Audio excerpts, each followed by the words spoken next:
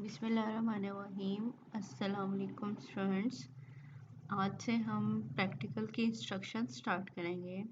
मैं आपको एक प्रैक्टिकल कॉपी के अंदर से नोट्स दे रही हूँ। आप लोगों ने क्या करना है कि बाज़ार से कोई भी फ़िज़िकल केमिस्ट्री कॉपी ले लेनी है। ठीक है, ये मेरे पास जो है वो है अजीम वालों की। ठीक है, physical chemistry practical notebook for BA BSc। ठीक है, मैं इसके राइटर का नेम आपको बता देती हूँ। इसके अलावा और भी बहुत सारे राइटर्स हैं, जैसे हमारे अपने डिपार्टमेंट से KM ज़िया साहब की नोटबुक है, आप वो ले सकते हैं। बस उसमें ये देखिएगा कि जो है BA BSc पार्ट 1 वाली लीजिएगा, जिसमें मैं आपको आगे प्रैक्टिकल बताती हूँ, वो वाले प्रैक्टिकल मौजूद हूँ। ठीक है, तो ये है मेरे पास गुलाम रसूल चौधरी साहब की प्रैक्टिकल नोटबुक है। आपने देखना है कि ये BA BSc की है और इसके अंदर कौन से प्रैक्टिकल आप लोगों ने चेक करने हैं। मैं भी आपको वैसे दिखा भी देती हूँ कि सबसे पहले आप देख लीजिएगा determination of percentage composition by surface tension, viscosity and refractive index. Mean surface tension को डिटरमिन करने वाले एक्सपेरिमेंट होने चाहिए, विस्कोसिटी वाले एंड रिफ्रैक्टिव इंडेक्स वाले। तो ये पहले 9 एक्सपेरिमेंट बन जाएंगे आपके पास, ये लाजमी होने चाहिए। इसके अलावा आप लोगों ने देखना हीट ऑफ सॉल्यूशन मालूम करने के लिए एक्सपेरिमेंट हो। ठीक है, इसी तरह pH मीटर वाले आ गए, या फिर लैंगमर आइसोथर्म। डिफरेंट बुक्स के अंदर जो है ना, कुछ प्रैक्टिकल्स स्टार्ट पे होंगे, कुछ जो होंगे वो एंड पे होंगे। आप बस इसको चेक कर लीजिएगा एक दफ़ा कि इसमें ये प्रैक्टिकल हैं या नहीं है। सरफेस टेंशन से रिलेटेड, विस्कोसिटी से रिलेटेड और रिफ्रैक्टिव इंडेक्स से रिलेटेड एक्सपेरिमेंट अगर किसी भी नोटबुक के अंदर हैं तो आप वो जो है वो परचेज कर लीजिएगा। हम स्टार्ट करते हैं हम अपने एक्सपेरिमेंट नंबर 1 से, जो आपने लैब में परफॉर्म करना है। ठीक है, अगर पॉसिबल हुआ तो आप लोग जो है ना इसको परफॉर्म करोगे, वरना आप लोगों ने इसको ऐसा इंस्ट्रक्शन को फॉलो करना है और जो है आप इसे कॉपी पे नोट करेंगे। हमारे पास एक्सपेरिमेंट नंबर 1 का determine the surface tension of the given liquid by drop weight और स्टेलैग्मोमीटर मेथड। ठीक है, कि हमें कोई भी लिक्विड दिया जाएगा, कोई भी सॉल्वेंट या कोई भी लिक्विड मटेरियल दिया जाएगा। हमने क्या करना है कि सरफेस टेंशन मालूम करनी है उस मटेरियल की, उस लिक्विड की। किस मेथड से? ड्रॉप वेट मेथड इसे कहते हैं, या यूज़ करना है हमने जो डिवाइस यूज़ करनी है वो हमारे पास क्या है, स्टेलैग्मोमीटर। तो इसीलिए लिहाज से इसको कहते हैं कि ये हमारे पास स्टेलैग्मोमीटर मेथड है या ड्रॉप वेट मेथड है। हम देखेंगे कि आगे हम देखेंगे कि ये हमारे पास 3 तरह के मेथड हो सकते हैं सरफेस टेंशन को मालूम करने के लिए, लेकिन हम जो सबसे ईजीएस्ट मेथड है हम वो यूज़ करेंगे। ठीक है, तो सबसे पहले देखते हैं कि हमारे पास अपरेटस क्या है, कि हम किस वे से जो है किसी भी लिक्विड की सरफेस टेंशन मालूम कर सकते हैं और उसके लिए हमें क्या क्या चीज़ें ज़रूरत होंगी। सबसे पहले हमें स्टेलैग्मोमीटर चाहिए, उसकी फिगर नीचे आ रही है, आप लोग देख लीजिएगा कि इस तरह का होता है स्टेलैग्मोमीटर। बीकर चाहिए, थर्मोमीटर चाहिए, थर्मोमीटर से हम टेम्परेचर, रूम टेम्परेचर नोट कर सकते हैं। A rubber tubing with the screw pinch cock, कि वाटर को या किसी भी लिक्विड को हमने सक करना है तो उसके लिए हमें क्या है, स्टेलैग्मोमीटर के साथ कोई ना कोई शक्कर लगाना पड़ता है या रबर की ट्यूब लगानी पड़ती है उसके साथ। उसका एक स्क्रू सा लगा होता है। उससे क्या होता है कि हम प्रेशर को मेंटेन कर लेते हैं, या वाटर को अगर अपवर्ड लेके जाना है या डाउनवर्ड लेके जाना है तो उसका फ्लो मेंटेन कर सकते हैं इससे। ठीक है, लेकिन आजकल आप लोगों को जो है पिपेट फिलर दिए जाते हैं तो वो उसके साथ अटैच कर लेते हैं स्टेलैग्मोमीटर के साथ, तो इजीली वाटर का या किसी भी चीज़ का आप फ्लो कंट्रोल कर सकते हैं। ठीक है, और हमारे पास नेक्स्ट क्या है, स्पेसिफिक ग्रेविटी बॉटल। इससे हम क्या करते हैं, डेंसिटी मालूम करते हैं। इससे डेंसिटी मालूम भी हम नीचे देख लेंगे कैसे हमने इससे डेंसिटी मालूम करनी है। तो सबसे पहले हम देख लेते हैं सरफेस टेंशन होती क्या है। जस्ट आप लोगों को एक्सप्लेन करने के लिए यहाँ बताया जा रहा है कि आपको पता है अगर हम कोई भी मटेरियल लेते हैं, कोई भी अगर लिक्विड है तो उसके इंटीरियर में अगर कोई हम मॉलिक्यूल सेलेक्ट कर रहे हैं तो उस मॉलिक्यूल को चारों तरफ से दूसरे मॉलिक्यूल अट्रैक्ट भी कर रहे होते हैं और रिपेल भी कर रहे होते हैं। तो उसकी फोर्सेस सेंटर में क्या होती हैं, बल्क में किसी भी मटेरियल की फोर्सेस क्या होती हैं, बैलेंस होती हैं। लेकिन जब हम सरफेस पे जाते हैं तो सरफेस में नीचे वाली साइड से या साइड से तो मॉलिक्यूल को दूसरे मॉलिक्यूल अट्रैक्ट भी कर रहे हैं, रिपेल भी कर रहे हैं, लेकिन ऊपर वाली साइड से, सरफेस के ऊपर से कोई मॉलिक्यूल उसको अपनी तरफ अट्रैक्ट नहीं कर रहा होता। ठीक है, तो अब क्या होता है कि नेट पुल जो है, नेट फोर्स जो है नीचे की तरफ मॉलिक्यूल को खींच रही है। ठीक है, अब उसकी वजह से क्या है कि मॉलिक्यूल के ऊपर एक फोर्स लग रही होती है नीचे की तरफ। तो ये जो फोर्स लग रही होती है, ठीक है, सरफेस के ऊपर नीचे की तरफ मॉलिक्यूल को, ये हम क्या कहते हैं कि ये उसकी सरफेस टेंशन है, जिसकी वजह से सरफेस स्ट्रेच सी हो जाती है, इनवर्ड की तरफ थोड़ी सी मूव नजर आती है कि हमें कि ये जो है इनवर्ड पुल हो रही है। ठीक है, तो ये हमारे पास क्या होती है, सरफेस टेंशन होती है। अब हम देख लेते हैं इसको कि इसकी थोड़ी सी एक्सप्लेनेशन देख लेते हैं यहाँ पे। The molecule at the surface of liquid are usually are unequally attracted, कि मॉलिक्यूल जो होते हैं सरफेस के ऊपर वो क्या है, अनइक्वली अट्रैक्टेड हैं, and the resultant force will act at right angle to the surface, के सरफेस के राइट एंगल मीन उसके डाउनवर्ड वाली साइड पे जाएगा तो वो राइट एंगल बनेगा सरफेस के ऊपर से। ठीक है, तो एक फोर्स जो एक्ट कर रही होती है वो हमारे पास क्या होती है, सरफेस टेंशन होती है।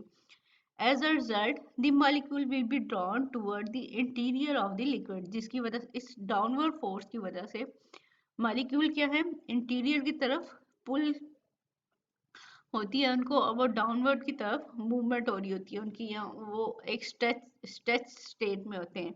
Thus the molecule are subjected to a pull or tension, and this force acting toward the interior is termed as surface tension. The surface tension is defined as the force in Newton acting along the surface of a liquid at right angle to any line 1 metre in length. अब हम इसको specify कर रहे हैं कि force को किस में ले रहे हैं, न्यूटन में ले रहे हैं, और सरफेस का एरिया कितना है, 1 मीटर है। ठीक है, तो उसकी लेंथ कितनी है, हमारे पास 1 मीटर लेंथ है, और इसके ऊपर जितनी भी फोर्स एक्ट करी होती है वो हमारे पास क्या होती है, सरफेस टेंशन। के किसी भी सरफेस के ऊपर, किसी भी लिक्विड की सरफेस के ऊपर जो 1 मीटर लेंथ के ऊपर जो फोर्स एक्ट करी होती है, जो कि सरफेस की राइट एंगल होती है, उसको हम क्या कह देते हैं, ये हमारे पास सरफेस टेंशन है। It is denoted by gamma. ठीक है, ये उसके सिंबल है हमारे पास gamma. In SI system the unit of surface tension is newton per metre. अभी हमने ऊपर डिफाइन भी कर लिया कि फोर्स जो है न्यूटन में है और लेंथ क्या है हमारे पास मीटर में, तो इसलिए इसके यूनिट बनेंगे हमारे पास newton per metre. In CGS system the unit is dynes per centimetre. ठीक है, जबकि हमारे पास 1 डाइन पर सेंटीमीटर किसके इक्वल होता है, 10⁻³ न्यूटन पर मीटर के इक्वल होता है, कि मीन हम यूनिट्स को आपस में कन्वर्ट भी कर सकते हैं। अब किस किस मेथड से हम क्या कर सकते हैं, सरफेस टेंशन मालूम कर सकते हैं, हमारे पास 3 डिफरेंट मेथड्स हैं। ठीक है, usually 3 different method are use to determine the surface tension. सबसे पहले हमारे पास क्या है, ड्रॉप वेट मेथड है। सेकंड हमारे पास क्या है, कैपिलरी राइज मेथड है। थर्ड हमारे पास होता है टॉर्शन बैलेंस मेथड।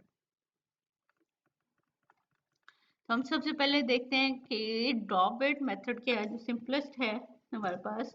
तो यहाँ ये इसको हम कह देते हैं कि हमारे पास स्टिलैक्टोमीटर मेथड है। ठीक है, कि इससे हम किसी भी लिक्विड की सरफेस टेंशन कैसे निकाल सकते हैं, उसका बेसिक प्रिंसिपल क्या है। ठीक है, the principle of this method consist in determining the weight of a drop which falls under its own weight from the capillary tube of known radius। कि हमारे पास क्या है, अभी आप नीचे उसकी फिगर देखोगे कि हमारे पास जो स्टेलैग्मोमीटर है वो उसकी जो कैपिलरी है, ठीक है, जो उसकी आप ये कह सकते हो ट्यूब है, उसको हम कैपिलरी कहते हैं। उस एक्चुअली बाहर वाले रेडियस के अंदर भी एक पतली सी ट्यूब होती है जिसे कैपिलरी ट्यूब कहते हैं। ठीक है, उसका एक स्पेसिफिक रेडियस है या उसका स्पेसिफिक, आपको पता है डायामीटर है, तो डायामीटर अगर मालूम हो तो मेरे उसका रेडियस भी नहीं मालूम होता है। अब हम ये कह रहे हैं कि एक स्पेसिफिक डायामीटर की हमारे पास क्या है, कैपिलरी ट्यूब है, या उसका रेडियस हमें मालूम है, तो उसके अंदर से जब वाटर फ्लो होगा या कोई भी लिक्विड फ्लो होगा तो उसके जो ड्रॉप हैं वो अपने वेट के थ्रू, ठीक है, क्या होगा कि नीचे की तरफ गिरना शुरू होंगे, फ्लो होंगे, ठीक है। कि हमारे पास क्या है कि जो ड्रॉप अपने वेट की वजह से नीचे की तरफ फ्लो कर रहे हैं, हम उनका वेट निकाल लें, ठीक है। The size of a drop issuing from the capillary orifice depend upon the surface tension of the liquid. कि size of drop depend करता है कि किसी भी मॉलिक्यूल की, किसी भी लिक्विड की surface tension कितनी है। At a moment at which the drop just break away, the the force drawing it upward is 2 pi r gamma, which is equal to the weight and which is also equal to the volume into density, ठीक है। कि हमारे पास क्या है कि molecule के है, अगर अपने वेट की वजह से नीचे मूव कर रहे हैं तो उसके ऊपर एक पुल जो है वो ऊपर वाली साइड पे भी होगी, जो कि उसके किसके इक्वल है, 2 पाई आर, क्या है हमारे पास उसका रेडियस, किसी भी कैपिलरी का रेडियस जो हम यूज कर रहे हैं, और गैमा क्या थी हमारे पास, उसकी सरफेस टेंशन थी। अब ये दोनों क्या है हमारे पास, इक्वल हैं। तो यहाँ पे क्या कह रहा है कि वो मूवमेंट जिसमें जो ड्रॉप है वो नीचे की तरफ मूव कर रहा है, और उसको बैलेंस करने के लिए जो अपवर्ड फोर्स है हमारे पास, वो दोनों क्या है, इक्वल हैं। ये हमारे पास क्या बन गया, 2 pi r gamma is equal to weight which is equal to volume into density. The weight of a drop acting downward, के जो फोर्स उसे अपवर्ड मूव करी है वो इक्वल है हमारे पास उसके वेट के, drop of weight weight of drop के, where 2 pi r is the external circumferences of the capillary tube, के हमारे पास क्या एक्सटर्नल डायामीटर आप कह लें, एक्सटर्नल circumference जो है कैपिलरी ट्यूब का वो हमारे पास 2 pi r होता है। W is the weight of drop and V is volume and D is density। अब हमारे पास क्या होता है कि हम एक एक ड्रॉप का वेट तो मेजर नहीं कर सकते, ठीक है। It is not easy to determine the weight of a drop, so this method is very useful for relative determination. कि हम एक एक का मालूम करने के बजाय हमारे पास क्या होता है कि हम रिलेटिव डिटर्मिनेशन करें, ठीक है, रिलेट कर रहे हैं एक चीज को दूसरे के साथ।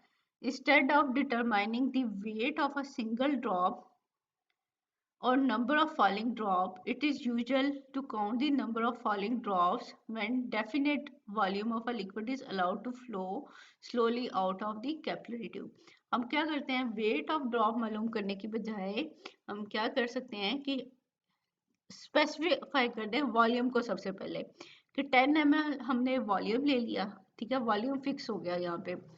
अब क्या गया, 10 ml अगर कोई भी लिक्विड है, वाटर है या कोई और है, उसको स्टिलैग्मोमीटर में ऐड कर दिया। फिर हमने देखा कि उस 10 ml के अंदर से कितने जो है ड्रॉप गिरे हैं।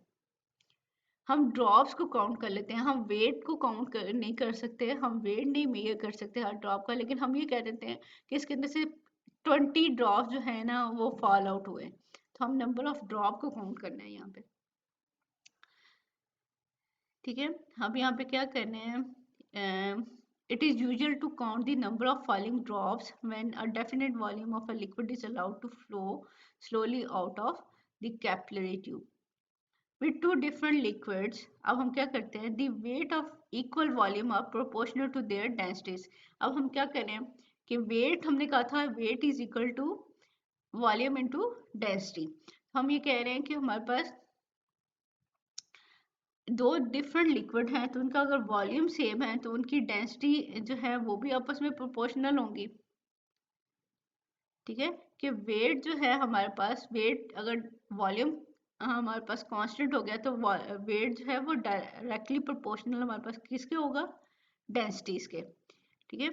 If a volume V of one liquid produce N1 drops, के एक लिक्विड है उसका वॉल्यूम हमने स्पेसिफाई कर दिया कि V है, उससे कितने ड्रॉप्स प्रोड्यूस हो रहे हैं, N1।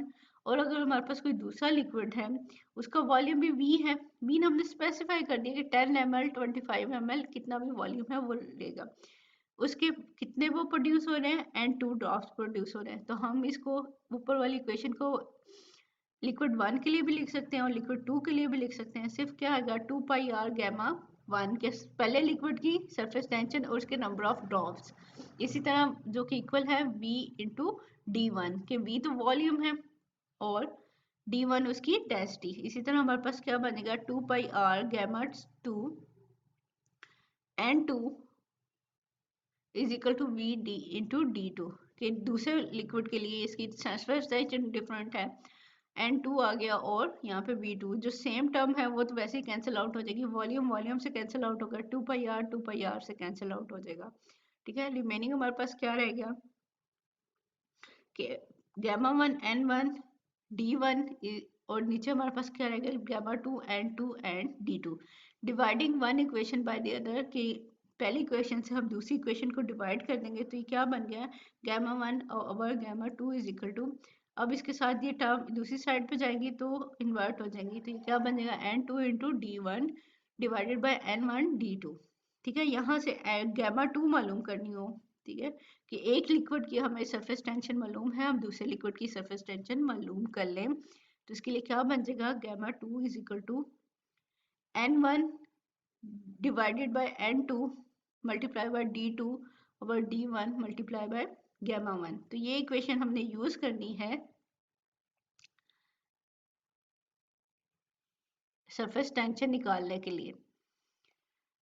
अब यहाँ पे हमारे पास क्या है where gamma 1 gamma 2 are the surface tension of the standard liquid, एक लिक्विड हम क्या लेंगे एक वाटर, उसके लिए फर्ज करें हम गैमा 1 यूज कर रहे हैं और गैमा 2 हमारे पास क्या है जो दूसरा लिक्विड है उसके लिए द लिक्विड अंडर एग्जामिनेशन। ठीक है, इसी तरह हमारे पास क्या है n1 और d1 क्या है, अगर वाटर के लिए करें तो ये वाटर की डेंसिटी और नंबर ऑफ ड्रॉप्स होंगे और n2 और d2 किसके होंगे जो स्पेसिफिक हम लिक्विड ले रहे होंगे उसके होंगे। अब हमारे पास क्या है the experiment consist of following determination. First one हमने क्या करना है the exact number of drops and the exact number of drop by the same volume of A water and B the given liquid। हमने सबसे पहले number of drops count करने हैं स्टिलेग्मोमीटर से, दूसरा हमने क्या करना है the specific gravity of the given liquid के स्पेसिफिक ग्रेविटी निकालनी है, या आप सिंपल कहते हैं हमने डेंसिटी निकालनी है गिवन लिक्विड की।